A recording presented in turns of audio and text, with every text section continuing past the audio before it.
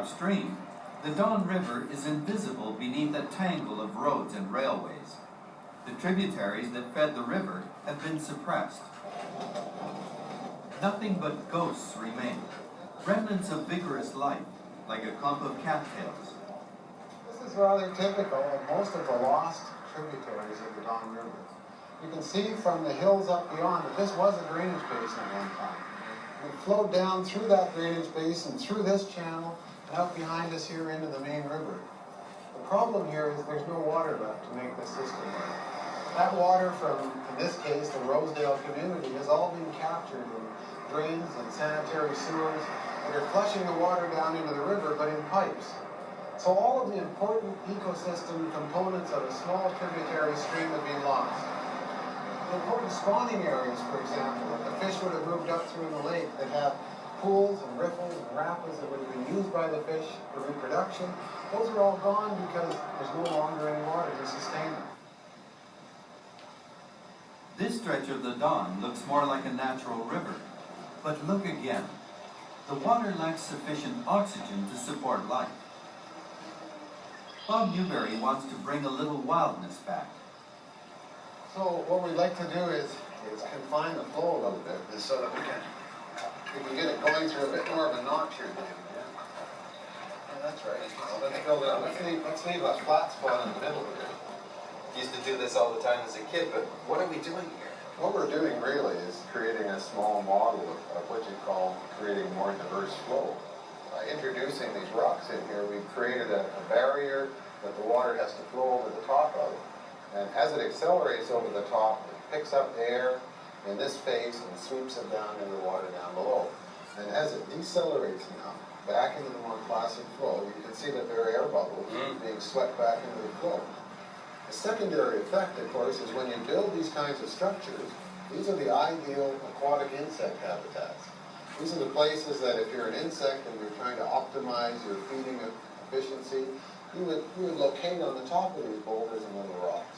Because after all, if you think about it, if you've only got a catcher's mitt this big that you have to catch food with, you might as well stick it up where the flow's concentrated and get the most going through it rather than sitting in a pool somewhere. So all of these features, these diverse flow features, come together to produce both habitat for aquatic insects, they reaerate the water, and then the fish are attracted to those areas because this is where most of their food comes from. So I can see that something like this has tremendous ecological consequences here. But what would happen if we built a really large weir all the way across? Well, if you do that, of course, what you start to do is change the whole profile of the river going upstream from here.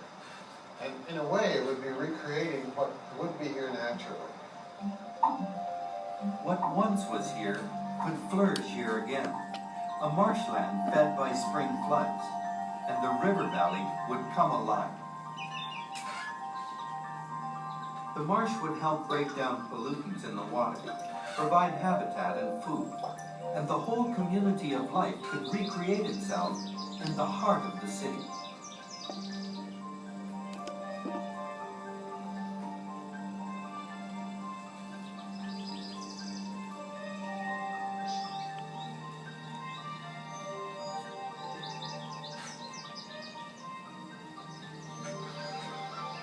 Water flowing over the weir would have more energy, would start cleaning up the river more. But solutions here mean nothing unless we protect the river's source. The future of the whole watershed depends on the moraine, and the city is rapidly moving upstream to the headwaters.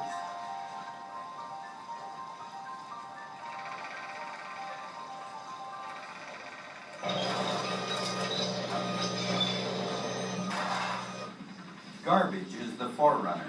Already the porous gravel soils of the moraine contain one of the largest dumps in North America, and it's nearly full. Where will the next dump go?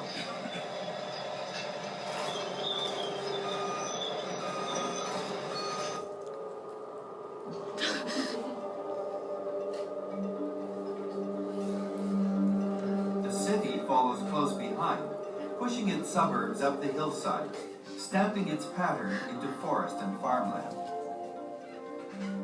It looks neat and tidy, but beneath the asphalt and concrete, beneath the lawns and the chemicals spread on them is the geography of life, the glacial gravel, the moraine reservoirs. Competition for fresh water gives the most innocent pastime a different significance. The Devil's Pulpit golf course was built on the moraine just a few years ago. It needs water to survive. So do its neighbors. Susan Milton is one of several local residents whose wells have started to go dry. None of these properties had any water problems until the golf course began construction. If it had been 2 wells or even 5 wells, it could have been a coincidence that the dry weather caused the problems. But for 18 wells, both shallow, dug, and bored wells, and this is a drilled well going down 153 feet. Now, all these wells were affected at the same time as the golf course began its heavy irrigation. We're licensed to pump 200 gallons a minute. F. Scott Abbott is a co-inventor of the popular board game Trivial Pursuit. He built Devil's Pulpit with the proceeds. He feels he's not to blame. Well done, Mark. Well, I'm told that there are people throughout the town of Caledon who say that the water table is down here in the last several years, whether because of a succession of dry summers or simply because of the development that's gone on here in the last 15 to 25 years. There are many communities around Toronto where what they find is that they place too many demands on the groundwater. So in fact, the last person in manages to suck up enough of it that nobody has any water. It's happened not only in situations where you might have a golf course that in fact is using the water resources, but you've also got it in the region of York where the region is tapped into great underground artesian wells, and sure enough, local people are running out of water. When communities engineer to extract water replace communities that conserve it, even the deepest wells run dry.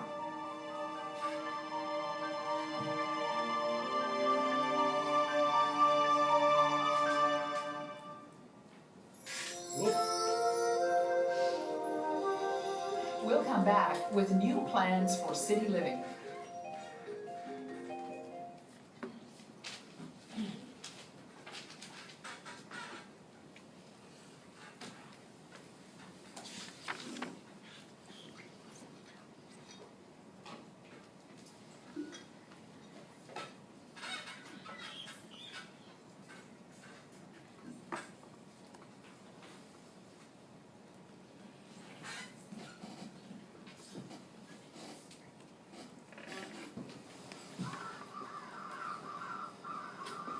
Knock out one piece of the natural community on the moraine, and the whole thing falls apart.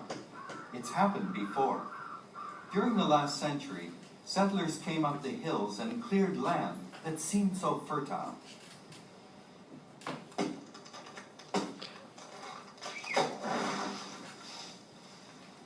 Once the trees were gone, the thin topsoil blew away, exposing the sand and the gravel beneath.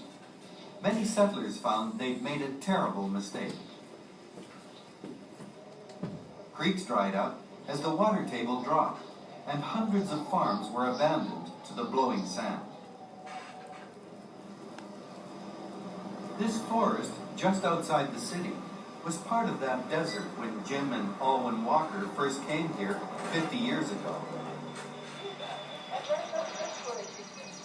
Soon after they were married, they bought an abandoned farm and began to grow tree seedlings to reforest it.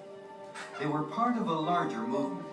In the 1940s and 50s, thousands of Boy Scouts and school children planted trees in eroded soils right across the moraine.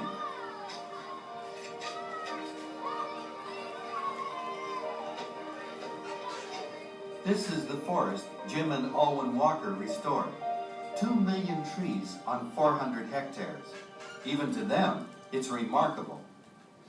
It's just that the contrast between what we're seeing now and what we saw 40 or 50 years ago up here is so astonishing.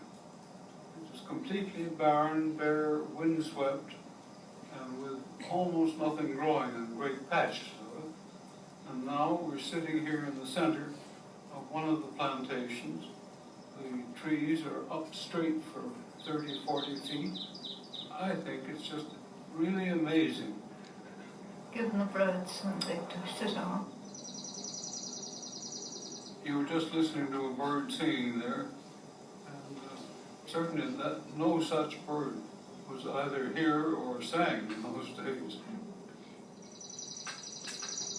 The walkers helped a place revive itself.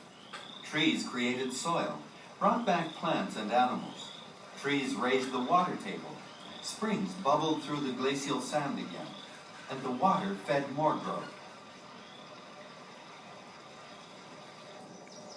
Now, the life restored to the moraine is being removed again, only this time it's by design.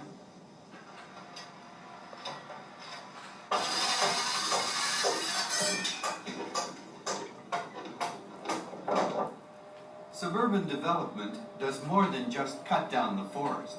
Its changes go deep. Water mains, power cables, sewers. Building codes require the best infrastructure money can buy. Surface grading makes rainfall run off quickly. Culverts carry away streams. Engineering takes apart the way a place works naturally.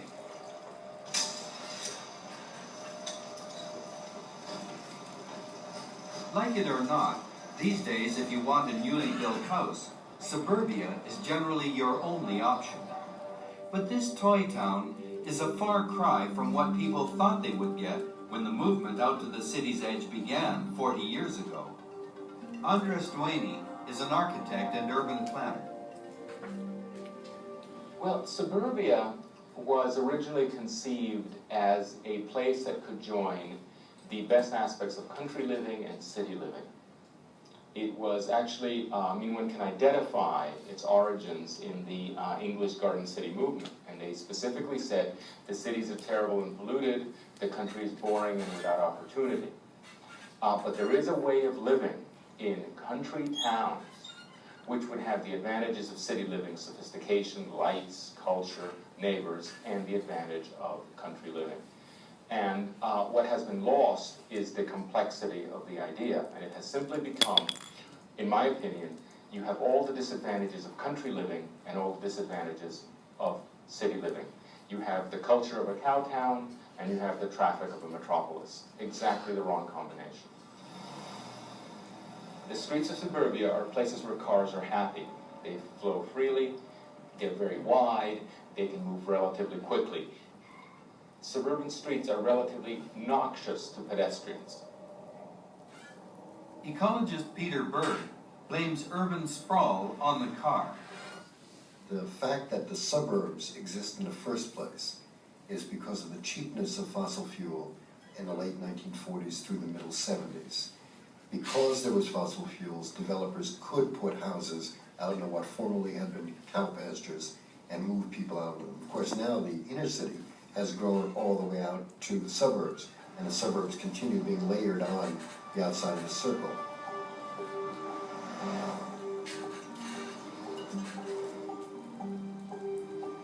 Everything is pushed aside as the city spreads, converting fertile land into subdivisions designed around the car. This kind of housing uses up a lot of land. Planning codes encourage low densities, and detached houses on large lots with double or triple garages are everywhere. All those cars are the consequence of the planning codes as well. Residential areas are separated from shops and businesses, and low densities make public transport impractical. An average family makes many car trips every day through the maze, at great cost to their budget and to their environment. Farmland paved, watershed taken apart. Those costs are hard to get hold of.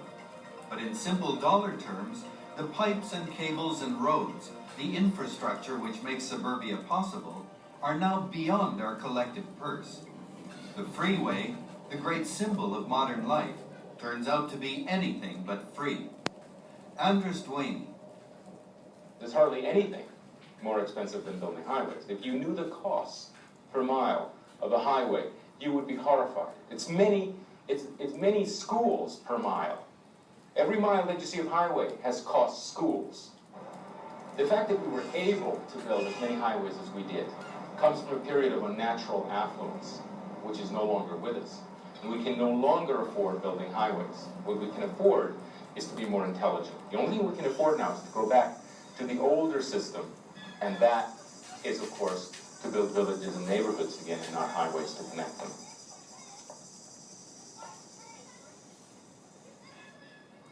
Small villages, town centers, inner city neighborhoods. They're places where everything is connected to everything else, where you can work and shop and play without getting in a car.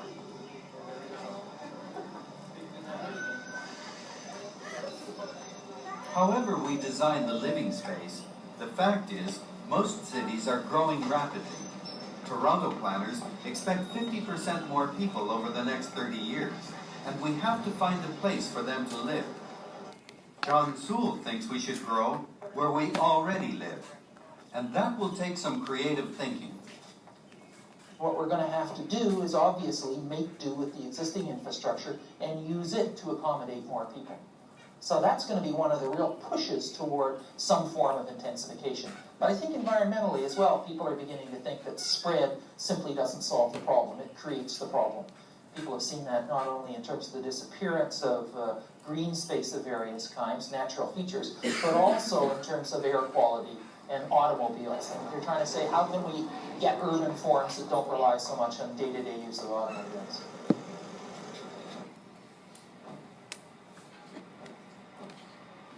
High-rise housing is one way we've tried in the past to increase density, but it has disadvantages.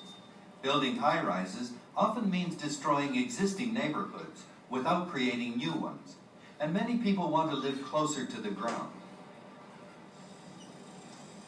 Downtown shopping streets in many cities have hidden possibilities. These stores already have apartments over them. Add 2 or 3 more stories, and you'd get vibrant Main Street communities like those in European cities.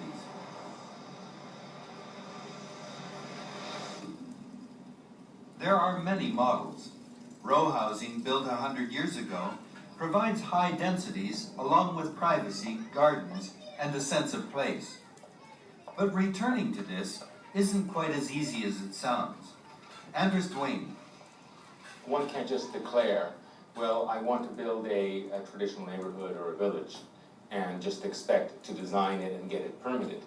Because over the years, essentially since the Second World War, the codes and rules have been changed incrementally.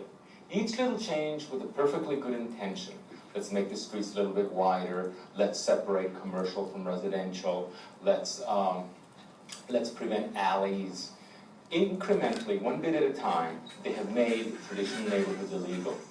The codes are not neutral. The codes have suburbia in mind. That which you see surrounding Toronto, the shopping centers, the office parks, the housing subdivisions, all that asphalt, that is not laissez-faire. That is by intention. That's what the planners have in mind, and that is what happens. Codes are very powerful instruments.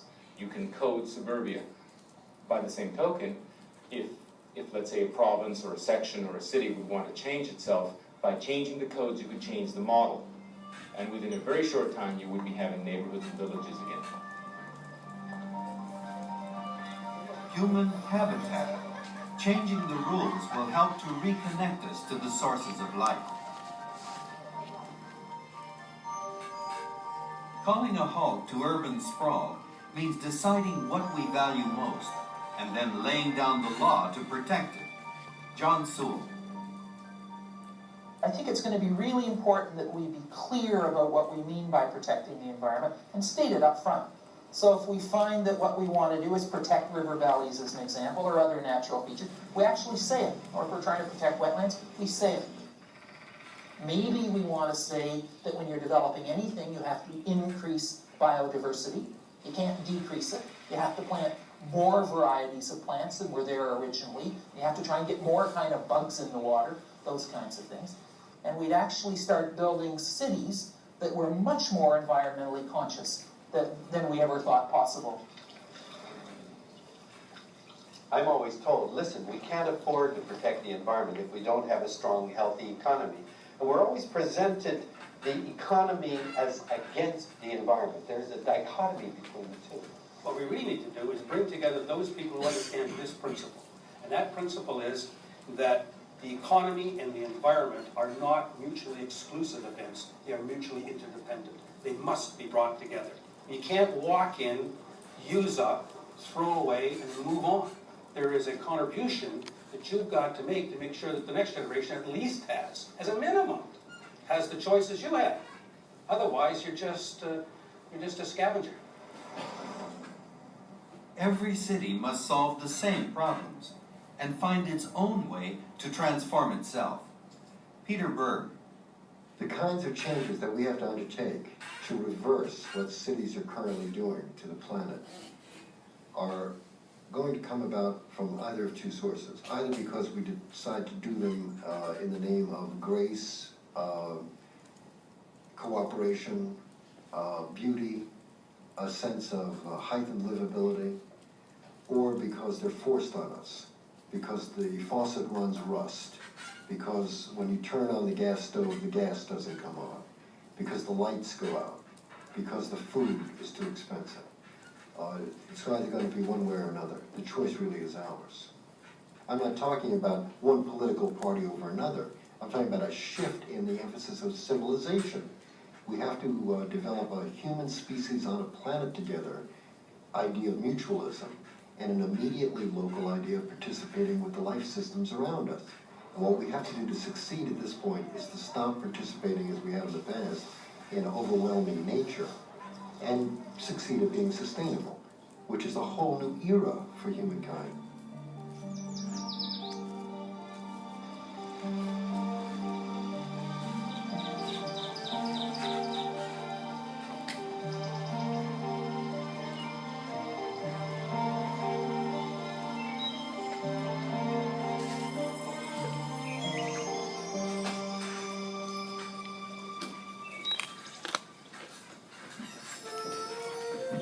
David says that he will be right back. Okay, I just